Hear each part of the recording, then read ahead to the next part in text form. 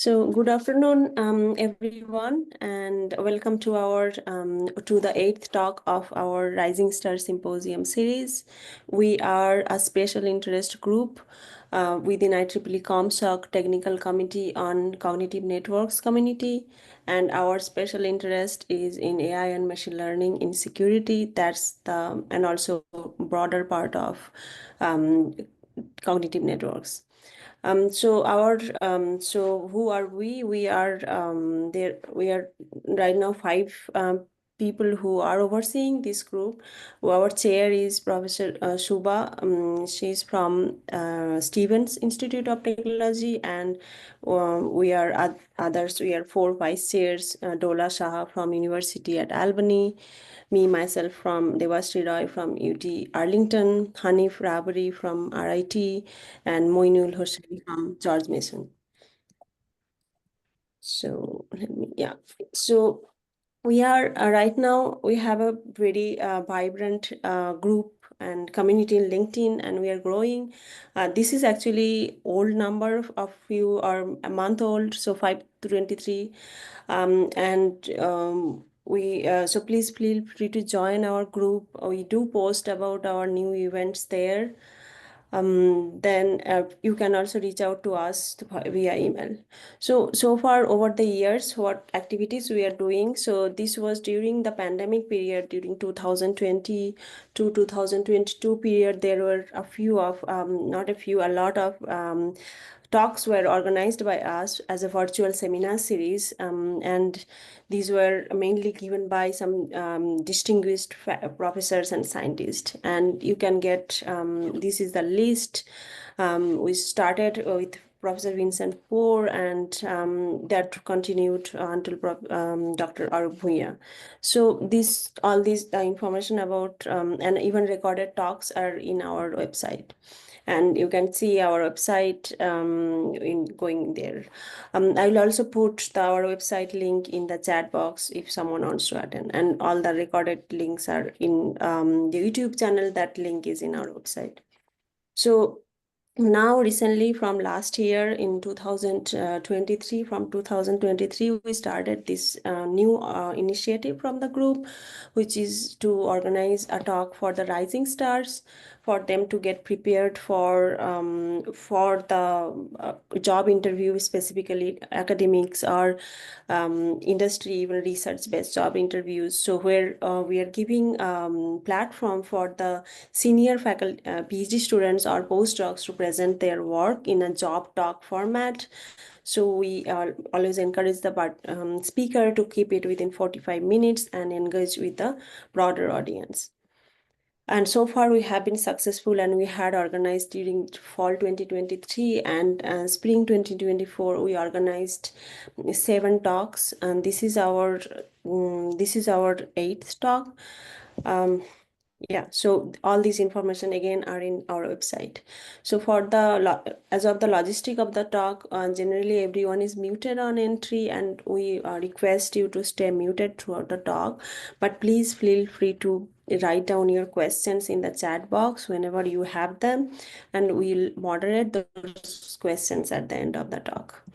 So with that, I'll just try to talk, just give a brief overview about our today's rising star, who is Dr. Junian Hong. So Junian is from UT Austin. He's a postdoctoral fellow at the Institute of Foundations of Machine Learning and Wireless Networking and Communications Group at UT Austin. He received his PhD in computer science from Michigan State University, and his long-term research vision is to develop holistic, trustworthy AI for healthcare. And he has, other than his numerous papers and other in conferences and publications, he also is recognized for one of the ML Commons Rising Stars in 2024 and a finalist for the VLDB 2024 best paper. So with that, I'll stop, and the floor is all yours, Junior. Thank you. Thank you, Dr. Roy. Yeah. Thank you for the invitation and the introduction. This is so amazing for me to share my recent research. Yeah, I think I prepared this to be more focused on my like AI for health research, and I will study touch other areas that is related to the holistic trustworthy machine learning. So yeah, I hope because I believe the audience are mostly from the machine learning background, so I will try to give more backgrounds about what is health problem I will try to address and what is the opportunities and the challenges in the future. Yeah. Let me start to share my screen. Yeah. Okay. Again, hello everyone. Yeah, my name is Junyuan. You can call me Jason. I'm in postdoc in the IFMRO. I'm from the Vita group in the UT Austin. Yeah. Today I'm very glad to share my research about the GenAI-based chatbot for early dementia intervention, and which also in, like brings new challenges in trustworthy machine learning. So I will start from about what is dementia. Yeah, I believe many of you maybe already heard about dementia, but I am not sure if you really have a sense what a dementia changes by time and how can we capture the signal early and why do we need to do that? So this is the figure about a figure that a old adult try to write his her name every year, and you can see from the top to the bottom, the signature changes significantly. At the beginning, the signature is kind of like consistent, and you can see the style of this old adult. But after several years, maybe 2 years, then you will see this style can start to change. I believe there's some difficulty for this old adult to write down name. Then finally, in 2000, after 2014, this old adult almost cannot write her name. So this is something very sad change for an old adult who get progress from normal cognition to Alzheimer's disease, which is a very typical dementia disease. Here is the statistics about how this dementia, early stage cases of Alzheimer's disease change our life. There has been about 25 million old adults in the dementia. It's about 2 million. Um, it's half of them are in the early stage of Alzheimer's disease, and half of them are in the late stage of Alzheimer's disease. And then the body of the Alzheimer's disease is growing from 25 million to 100 million. That means it's 4 times more than 2020 and 2005, and after like 50 years. So it's a quickly growing body of disease, and we should take actions to stop this. And another number is like this kind of disease, neurodegeneration. It will stop people to maintain memory and stop them from like having a normal sense of cognition. There are already about 44 million people worldwide that have Alzheimer's disease or related dementia.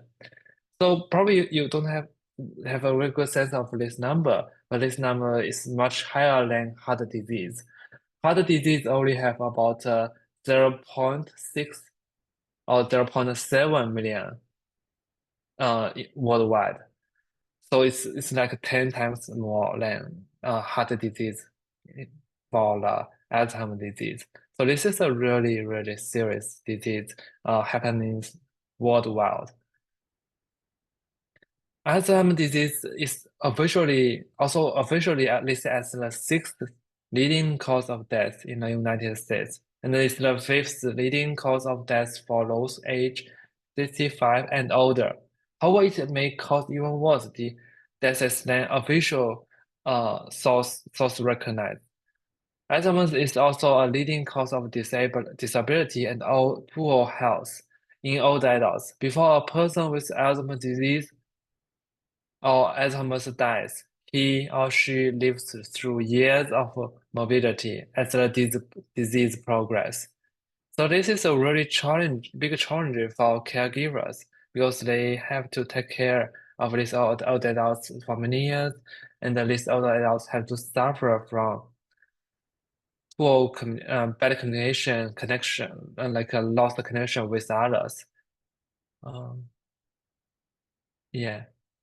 And yeah, they have to live through these years, and they have no way to slow down this. They have to look at their own condition disappear year by year. And this is the progress of what's called neurodegenerative disease. To start from normal condition, also it's kind of called the early stage MCI. It's a mild cognitive impairment. At the first 7 years, this older adult will not have very significant symptoms, only like a short-term symptoms of memory loss, probably not so good at expressing or slightly losing the ability to use complicated linguistic patterns. And then after then the next 2 years, there will be like mild Alzheimer's disease symptom. That means the disease spreads to lateral temporal and partial lobes.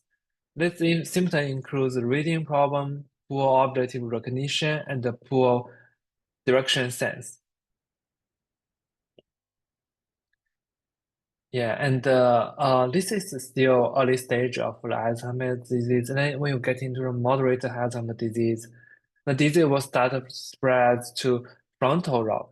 The symptoms include poor judgment, impulsivity, and short attention. It's, this adults almost cannot focus on a single conversation for a long time. They cannot even have a good sense of what is correct and what is wrong in their life. Lastly, or maybe really most sadly, when you get into the severe Alzheimer's disease, the duration could be 3 years. The disease will spread to occipital lobe. The symptoms include a visual problem. You probably cannot correctly recognize the visual world in front of you. So this is a spread in the brain from very mild area to the large area, then finally to the cause lobe that changes the whole cognition function. So this duration, you can see this duration could take many years to develop from mild issue to very severe issue. But the challenge is very significant because we can barely treat this disease. Alzheimer's disease have no successful treatment for today. If you get into moderate or severe Alzheimer's disease, the only thing you can do is look at the loss of your cognition and have no cure, no treatment. So what we can do now is we can do early intervention and early diagnosis. If we recognize this kind of disease early at a mild cognitive impairment, aka MCI, then there's a chance that we can stop the development of Alzheimer's disease, at least slow it down by early intervention. And early intervention means we will using some technologies or like a behavior intervention to like interfere the disease progress and just try to recover or maintain the cognitive function that has been observed the decline. So this is what we want, early intervention to slow down the progression and improve the quality of life of our aging people. But the question is, can we develop early detection and intervention approaches that are affordable, non-intrusive, and accessible?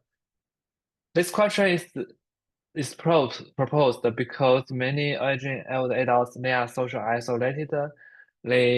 Because of financial issues, they are not willing to try the advanced technologies like chatbot or mobile phones or anything.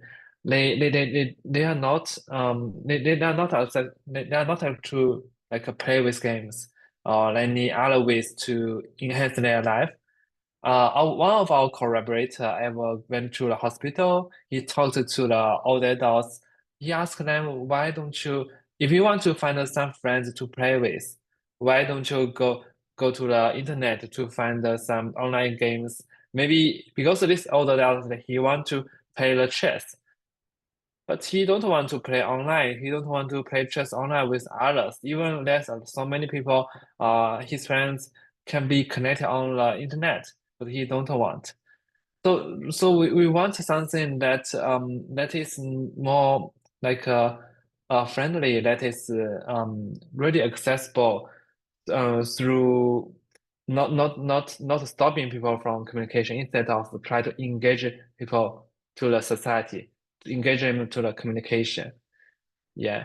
So this is critical for our data. So we need this kind of tools, especially we need them to make them affordable because yeah, the caregiving is so expensive. It's about $1 million, hundreds of $1 millions are paid for caregiving, and we want this to be non-intrusive because they don't want I don't want them to feel like they are using something like unfamiliar with, something intrusive, something change their life a lot. And we want it to be accessible because this should be 24 hours available, therefore it can be used anytime. And if they need, just in case of any accidents that old adults may encounter in their life. So how can we achieve this? The idea is in a language. Can we, because language is the most natural, non-intrusive media in our life. Every time you want to communicate, you will use your voice, use your language. You are not thinking about using keyboard. You are not thinking about using like any sensors or any intrusive devices around your body. So this is what we want to try. We want to find a tool based on language, right?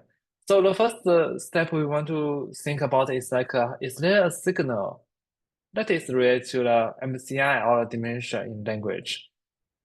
The answer is yes. Very shortly, yeah, it's yes. And this is based on our collaborators' clinical trial. Like it has been carried out 7 years ago. It has been already published in the journal.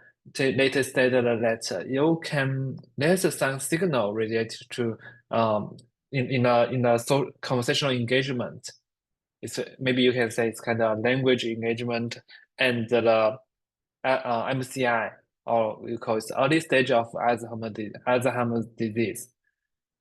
This clinical trial try to engage older adults weekly, maybe 3 times a week, to into the conversation engagement.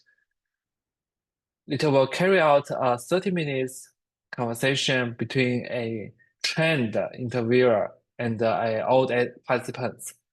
These participants could include 50% of the with Alzheimer, with the mild cognitive impairment, and half of them are normal cognition.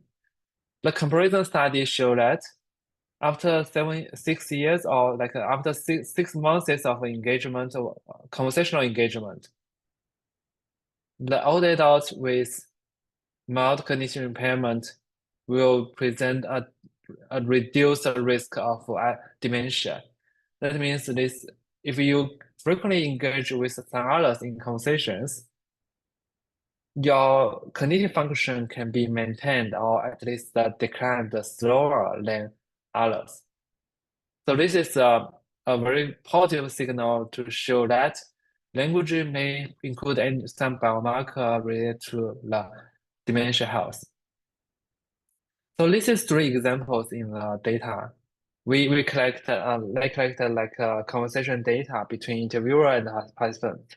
So for example, the interviewer will ask, so what did you do yesterday? The participant said, okay, I had yesterday morning. Yesterday I was a busy day for me. I'm forgetting I went to where. Did I go in the morning? Well, I went to Iverston's yesterday. So this person try to recall some memory in the past, and this is one purpose of this clinical trial. They try to engage by recalling the past experience. when the old adults try to recall, they will reactive his or her cognitive function. The second example is leveraging some classic method in dementia treatment, like assessment. Like the interviewer will ask, "What do you see in this picture?" They will provide the different pictures every time. Therefore, these participants can reactively cognitive function by describing these pictures, which is also helpful for diagnosis. Yeah. And this is our collaborators show that this there's a lot of signals in language. Actually, you can detect Alzheimer's disease, and especially MCI, just through the conversation. So this is so non-intrusive and demonstrate a strong connection with the language and the dementia disease. So to summarize, the clinical trial find that providing frequent stimulating conversational interactions via the internet could be an effective home-based dementia risk reduction strategy against social isolation and cognitive decline. And therefore, this motivates our recent work we call GenAI-based chatbot. We try to ask if this insight is so effective, then can we do this conversational engagement with AI instead of humans? Because humans are so expensive, hiring uh, human interviewer may cost like a 40 or $80 per hour, right? But AI is like just several dollars, so much cheaper, much affordable, and accessible for everyone. So this is our current focus. We were doing some diagnosis, but here our focus is on the intervention chatbot. We need to engage user for longer and frequent sessions leveraging AI. And we want to provide novel content and avoid boring questions. So this kind of chatbot will provide these services because we want to carry on the similar principles as the clinical trial. Therefore, we can efficiently transform the knowledge from human experiment to AI human experiment, and finally to show this they can quite like to provide a caregiver for all the adults to slow down the dementia disease as early as possible. So this is a collaborative work with my advisor Terence Wang in UTL team, Jerry Zhou from University of Michigan, and Hiroko Dodge from Harvard Medical School. So how do we do that? So the main principle is like we want to transform the existing protocols from clinical trials. We want to transform the I-CONECT trial, which is carried by Dr. Hiroko Dodge in 2000, start from 2015. Yeah, it's a long while ago, and we get insights from this clinical trial um, and try to transform some protocols that has been validated effective for slowing down dementia disease. So then if when we have these protocols, we want to put them into the chatbot. It's kind of Gen AI, such like a ChatGPT. We want this Gen AI, like ChatGPT, to carry out the similar strategies in a clinical trial. Then we have very positive expectation that this kind of strategy can finally treat the old adults or slow down the dementia disease. So the key technique here is the prompt and design. Why prompt design? Because prompt engineering is the most efficient and straightforward way to customize the Gen AI large models for a specific purpose, especially for treating the disease. Yeah. So prompt engineering involves crafting questions or prompts in a way that effectively guides an AI model to generate the desired output or to perform a task in a specific manner. This can involve refining the language structure and the content of prompts to optimize the AI's performance, creativity, and accuracy or adherence to certain constraints. So this is the note of by ChatGPT 4 about the prompt design and why we think this is the most effective way to do this in a lowest cost. So in order to transform a clinical protocol, we want to summarize some key points in the protocol. Effective conversation principles for chatbot design include novel chat experiences, cognitive stimulation, and friendly and engaging conversation. Novel chat experience is very important because you want to make all the adults to try different topics. Then he or she will maintain interest in the conversation and to be further activate for different cognitive functions. Secondly is the cognitive stimulation. We want to stimulate the to stimulate the cognitive function because they are losing their memory, they are losing their judgment, they are losing their ability to distinguish facts and memory. So we try to provide to ask more questions to try to, for example, ask the old adult to describe the images on the screen. Then this old adults may use their brain more to maintain their cognitions. Yeah. Lastly, we want this to be engaging and friendly because we want this old adult to participate in the conversation as much as possible. Therefore, we want this device that is friendly. Otherwise, this may change the signal in the conversation. This old adults be maybe distract, may not have any interest in further conversation. Therefore, there's no sense to to frequent conversation engagement. We we've we transform these principles into our prompt design.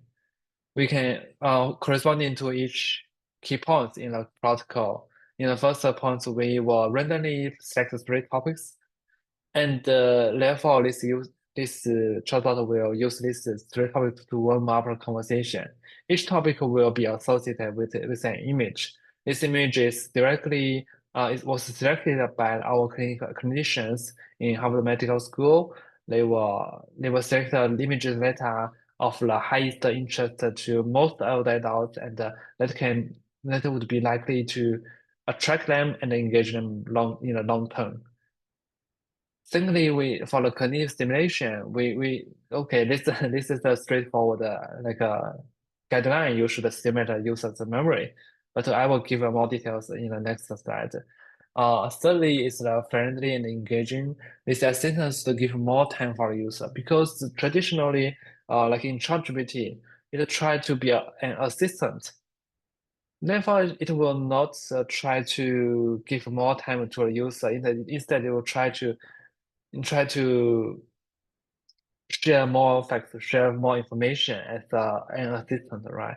So it's not really engaging. Instead, we want this chatbot to be engaging by leaving more time to a user, by limiting the words in the chatbot's responses. So this is the detailed example, how we design a chatbot. This chatbot prompt includes a low definition, conversation process, and the behavior guidelines. In low definition, we will give it a sense like what kind of conversation this will be and how can we, what the user would be looks like.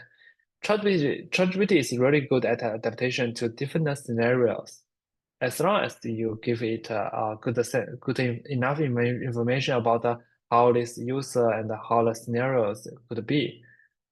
Secondly, we will describe some process. The main process is just the propose some topics and present some images. We enhance the chatbot with some tools to describe this directly present or generate images on the screen. Therefore, the user can read the image and try to have a better sense about the topic and try to drive their brain to think about what the images is and therefore reactive cognitive function.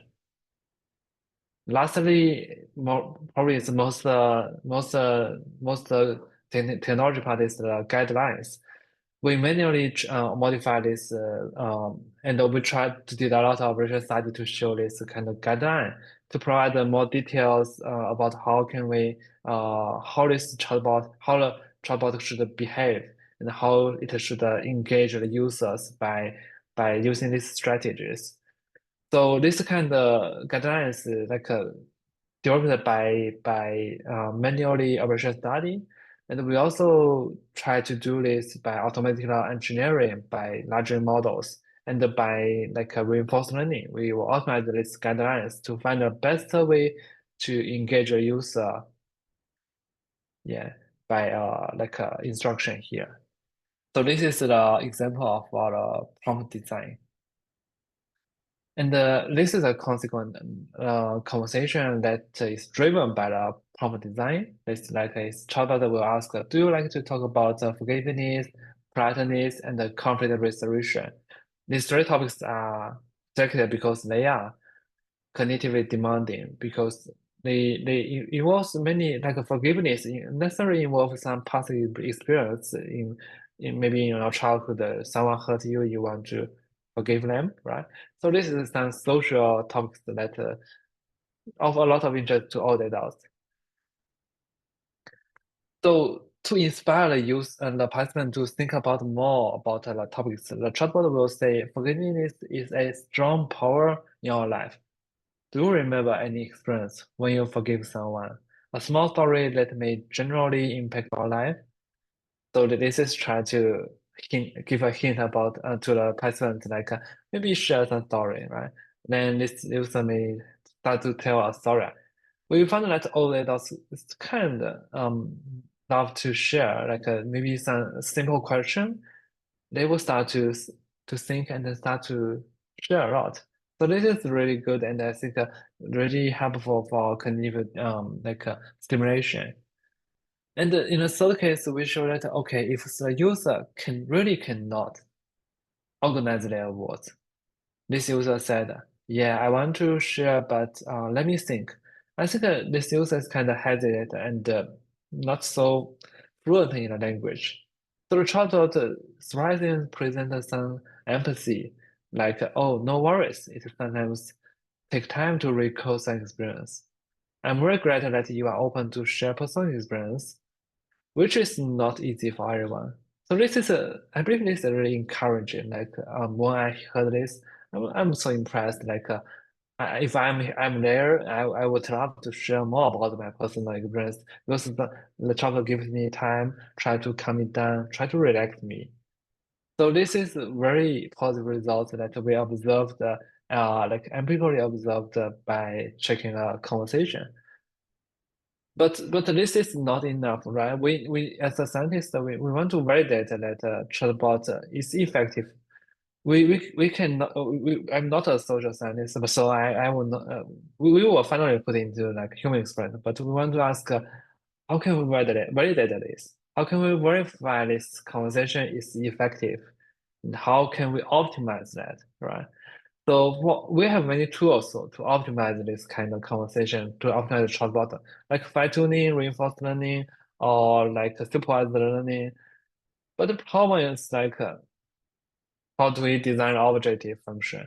How do we design data, right? So we have the data. We have the data of like between a patient and the interviewers, like MCI patient and the interviewers. But our chatbot cannot interact with the data. You can fine-tune chatbot on the conversational data, but we found the result is not good. to just memorize the events, the information in the conversation, to not really learn the style. One reason is that the data quality is really bad. Because the original data is audio, it does not well transcribe it to the to a natural conversation. There are many mistakes, errors in a transcription. Therefore, the chatbot will learn to memorize this error. It has no idea what is the good style that a chatbot should be, and what is the information that is not necessary for for a chatbot. So therefore we come out with the idea to we can build a digital twin. Actually, we prefer to call it a virtual user here, but at the beginning we believe in the future it could be a digital twin to synchronize the behaviors of our users, therefore to tune the chatbot. But here we call it a digital twin because it's a simulator the behaviors. And with a digital twin, we can build a simulation environment. We put a chatbot in a simulation and trouble can infinitely interact with the digital twin, and therefore it can learn from a conversation. We can optimize the chatbot in a conversation without any time limits or without any concern with the all data, right? Because we will recruit some humans in the experiment, you have some concern, you should go through IRB, you should to check the ethics. But here, provide a very efficient, scalable test of our chatbot, and testing can motivate the organization and further to improve the conversation quality. Yeah, yeah, and we conducted some virtual evaluation and to show that compared to like a ChatGPT without any customized chat prompt, our chatbot is significantly better than ChatGPT. We conducted some t-test and show that the bold text is very statistically significant with p-value lower than 0.05. Uh, when talking with the proposed chatbot digital twin, which is patients and all data with MCI, are more likely to recall past experience, which is measured in the recall ratio. Recall ratio is the number of times, the times that the digital twin recall some experience in the whole conversation. And also, when talk to this our chatbot, the digital twin will likely to talk more. We measure this in verbosity. That means like in a whole conversation, this kind of chatbot, this digital twin talk in a higher number of words compared to the number of words by the chatbot. Yeah. So this is some statistically significant results. Also, we compare the performance between digital twins with MCI and the digital twins without MCI, aka the normal cognition. We draw two insights from the evaluation. We found that MCI people are really harder to engage. The time with using the same interviewer, either human or chatbot or chatbot or ChatGPT, you will see that the verbosity of user is much lower. This is the MCI user, and this is the normal cognition. The MCI user is talks much less compared to the normal cognition users. So this is a strong motivation for us to further improve the engagement, further to develop a chatbot to engage these people all adults with MCI. Yeah.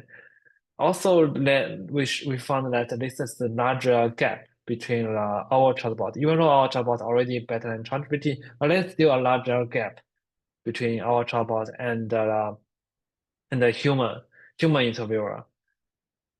Even we have already improved a lot compared to ChatGPT. Yeah. So we believe there's still a lot challenge here. How can we design better engaging chatbot and by like optimizing the parameters, optimizing the prompt. Yeah.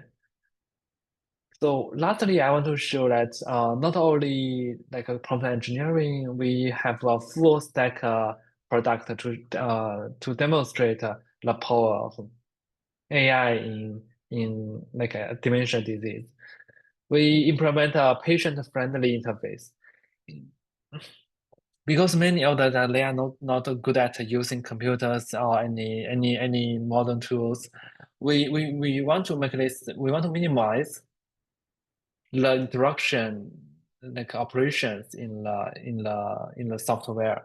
We just provide AI through the internet and every the only step all that I need to do is to click the screen. Let's start a conversation, which is quite simple. It is accessible anywhere, anytime. And it's quite affordable. It's just $1 or $2 for a whole conversation, like for 30 minutes. So you can try to check more details in our project page here by scanning the QR code. In summary, we deliver this kind of product with the normal childhood experiences, cognitive stimulation, and the engaging conversational design. So yeah, I want to share a bit more about our future vision. This is our first step, where we preliminary work based on try to transform the clinical protocol into AI-based chatbot. And our long term in the next year, our main focus will try to refine this chatbot design by optimization. We want to provide a responsible AI-based chatbot instead of just like a ChatGPT, which may not be later responsible in many our benchmarks. We want to design the progressive iteration, virtual iteration, red teaming, human iteration to comprehensively refine this chatbot in different dimensions. And then finally, when we believe this chatbot is safe, reliable, and effective in implementing the protocols, then we will finally put into the clinical trial. Then this kind of iteration makes sure this chatbot will not cause any harmful result to our older adults, especially older adults who are socially isolated and with cognitive issues. And this is some more details like for trial design, we want to optimize the engaging and we're trying to optimize the stimulation strategy.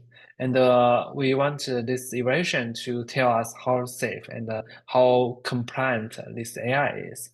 And finally, we will conduct a clinical trial with our clinicians. So this is a roadmap in the next year of our research, and in the high bigger picture, I want to like as I mentioned that we want some responsible AI to be inside a chatbot, not just some like a ChatGPT, right? So what do I mean by responsible AI, especially for healthcare? We summarize some principles that include privacy, accuracy, fairness, transparency, and ethical.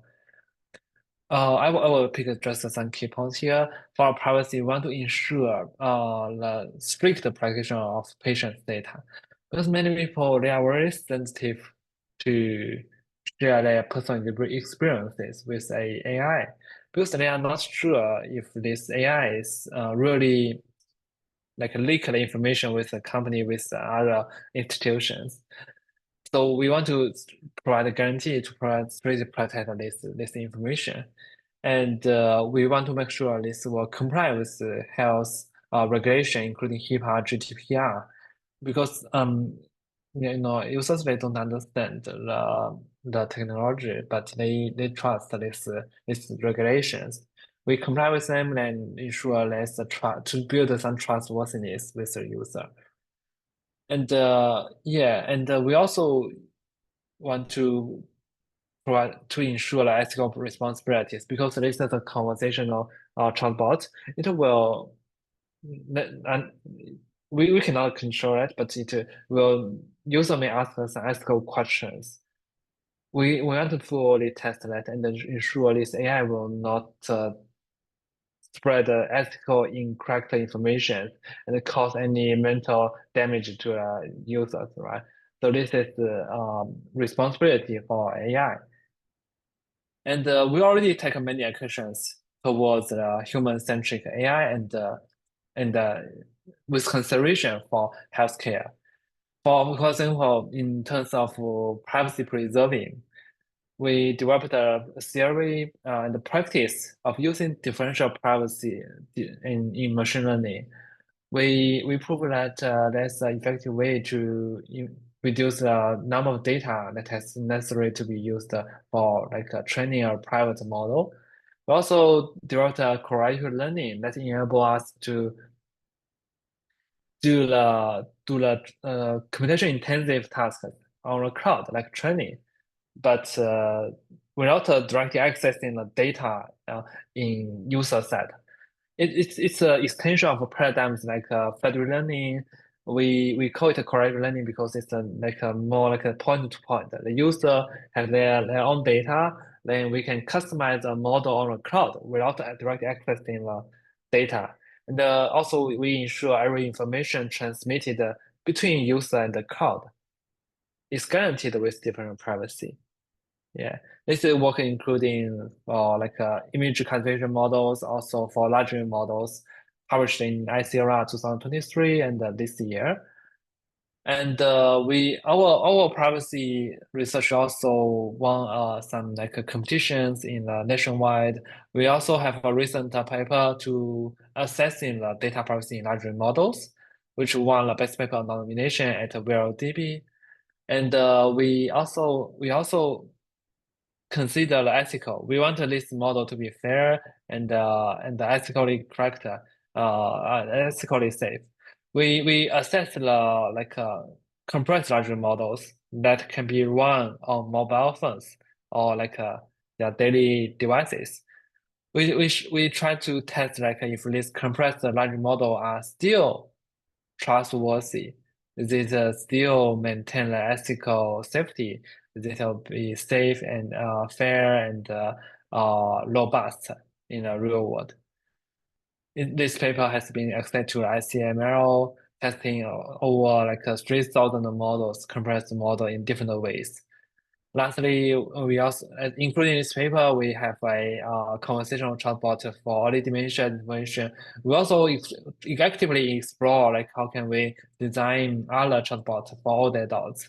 For example, interviewing through autobiography interviewing to summarize the memory of all the adults, help them to maintain the memory, which is a very key cause of dementia. Many old adults are losing memory. So we try to provide them like a conversational tool to collect the information and help them to avoid memory loss. Yeah. Yeah, in the last I want to quickly share some our actions other than the machine learning, other than the technology like part. We believe like if we want to build a responsible AI, we need to test in the real world scenarios. We also want to make it to really comply with policy and the use cases. This action requires to go beyond the research lab to instead of doing a research by ourselves in a small team, we want to work with more people, try to connect with more people, who involve more people to share their to to contribute to this area. So we have we have recently in the new RIFs, we have two competitions based on our benchmark and the method.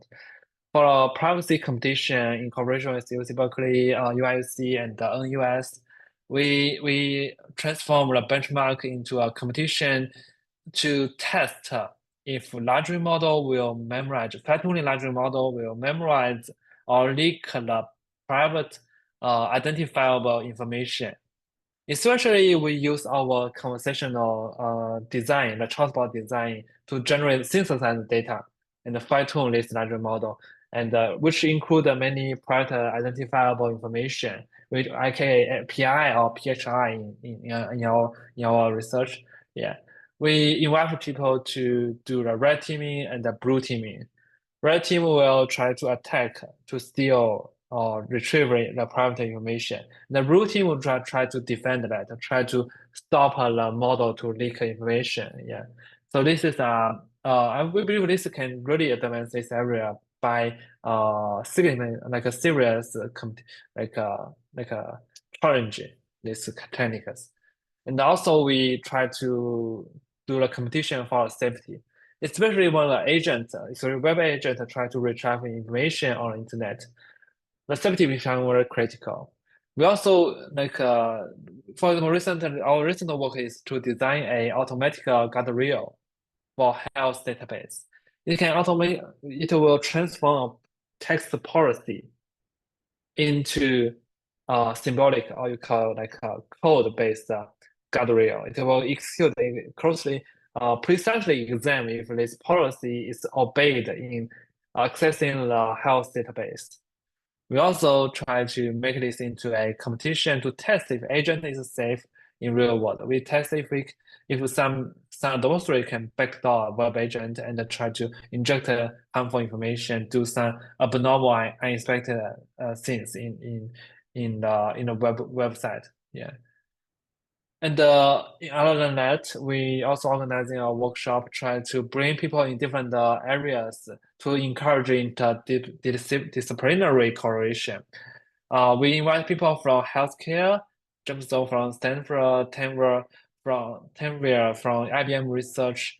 We also invite AI safety expertise, Bolly from UICU Chicago, and Yuying from UCSC, who is a very good, trustworthy healthcare expert. And we also, most exciting is we invite policymakers, Connor Jazak from UT Austin, who has many years of experience in studying the policy, especially AI policy, and how this regulation should go, and how it impact our technology in the near future. So I want to thank everyone to join the talk, and yeah, I hope you can find something interesting in my research. Thank you. Great. Thank you, Junyuan, Mhm. for the Thank exciting you. presentation. So I see that we already have some questions here. The first question is from Anik. How does the chatbot's design compare to other virtual healthcare assistants for dementia? Yeah, that's definitely a very good question. So we didn't compare to other systems, so I'm not sure if we are very focused on dementia.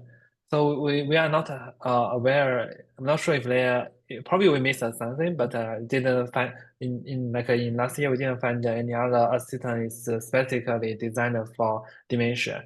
So we didn't compare it. If you know anyone would love to compare, but we did compare it to a ChatGPT, right? So it's more it's a baseline of our of method, and we show that it's really our method significantly outperform the ChatGPT in terms of engaging, in terms of recording patients' past experience.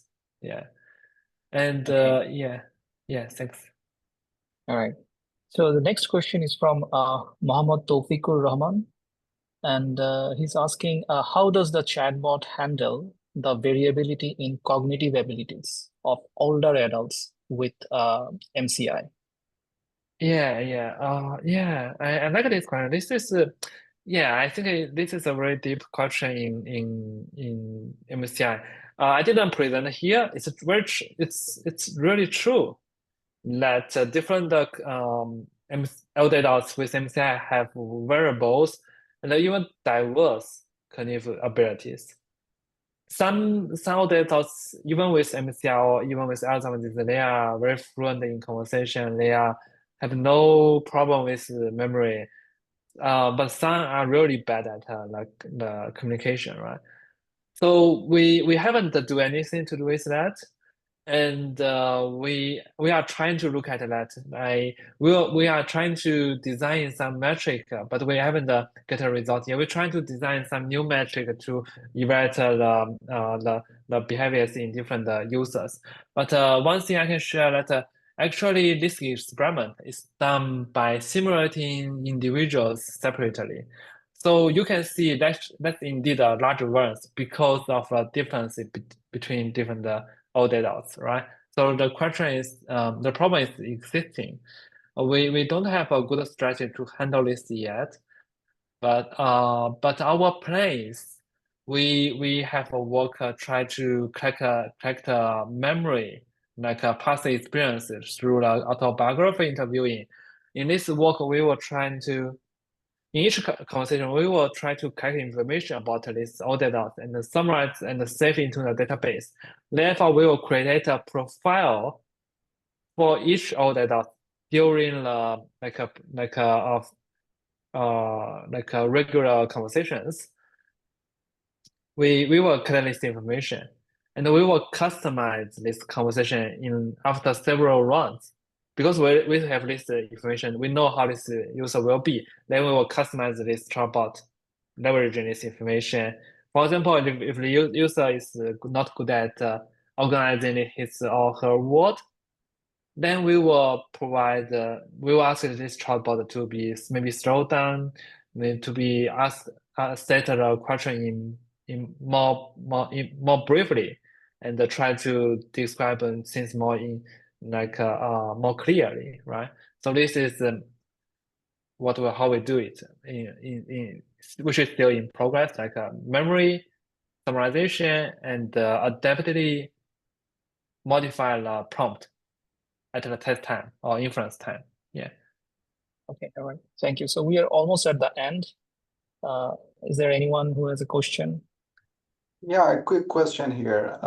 And say that in the beginning of the talk, my mic was not working to say hi. So with regard to your digital twin, I wonder how do you define digital twin in the context of your project? And how do you differentiate it from a simulation environment? Yeah, this is a great one. So could you just elaborate what do you mean by simulation of environment? So Maybe you want to me, yeah. yeah, well, as you know, in digital twin, so we say that there is a physical world, and then we create a twin, Oh, twin of the physical world. So, and I mean, digital twin has different meanings in different contexts, in different domains, yeah. and it's not a universal, definition. So, just wondering, how you define a digital twin in your in I the see. I context see. of that. Yeah. That's a good question. Yeah, traditionally many digital twins try to simulate the physical world, like the physical body, like a physical city, like urban cities. That's all digital twins. So in our context, digital twins means we want to simulate the language patterns. Especially, we notice our previous research find that less discriminative language pattern between the normal cognition and the MCI.